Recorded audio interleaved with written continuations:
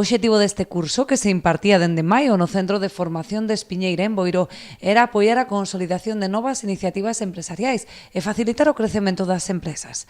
Así, dos 15 participantes na iniciativa que hoxe chegou a súa fin, 10 recibiron apoio para proxectos de autoemprego nos ámbitos do comercio especializado, hostalería e servizos á comunidade. Se a valoración positiva ten que ser que son cursos destinados nun tempo que estamos vivindo de desemprego, e onde a formación hai que aumentala e mellorala, sobre todo ten o valor de que é dirixido a desempregados.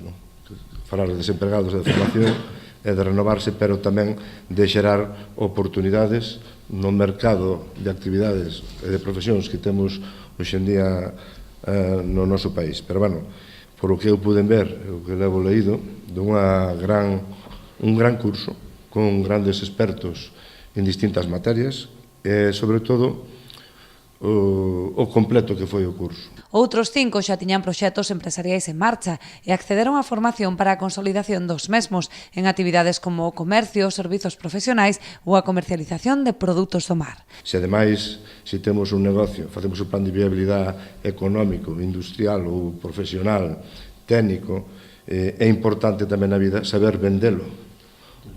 Aquí houve curso sobre marketing, sobre promoción comercial e comunicación. Quizás, nos tempos en que vivimos hoxe, moito máis importante a veces que un produto, porque se o produto se non sabemos vender, se non sabemos expoñer, se nadie o conoce, dificilmente podemos, produto, que é unha empresa, ou outra cousa, dificilmente se poderá comprar e poderemos facer negocio. Por lo tanto, este tema é importantísimo, sobre todo no mundo en que vivimos, que é cada vez un mundo máis rápido, onde hai un exceso de información e onde todo o mundo está comunicando. E saber comunicar ben e ser o mellor comunicando, pois é unha batalla que sempre se ten ganada, non? Sempre nos atenderá mellor. Ademais, o alcalde asistiron á clausura do curso o director de proxectos da Fundación Incide, Francisco Navas, e o director da Axencia Galega da Industria Forestal, Ignacio Lema.